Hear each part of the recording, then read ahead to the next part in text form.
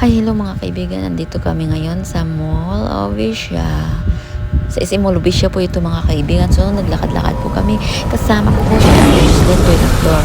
Salamat po ate. Na kahit pa paano, kunting oras nakakabanding po tayo at nakapasyal po dito sa SM Mall of Asia. Ayan po, naglakad-lakad po kami. Yan, sumakay kami sa escalator yan.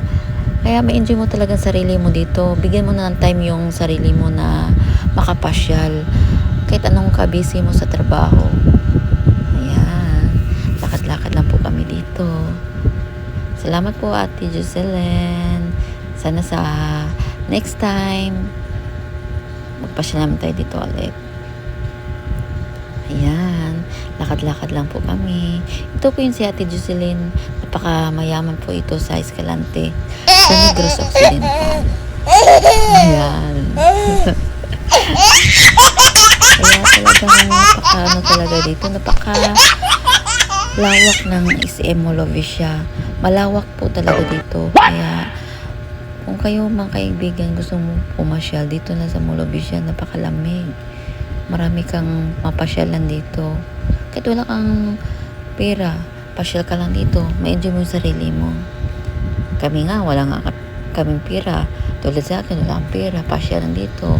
Ito si Ate Jocelyn, mayaman po talaga ito. Doon sa Escalante. Kahit naman dito, mayaman naman po talaga siya. Ito yung mayaman sa Washington, Escalante. Si Ate Jocelyn Buenaflor. Yan. Yan, nagkikwentuhan kami. At ako naman, yan, nagbablog po. Na-enjoy namin ng isa't isa. Kaya maraming salamat po Ate Jo. Yan, kumakaway si Ate Jo. Kasi nga, na-enjoy namin yung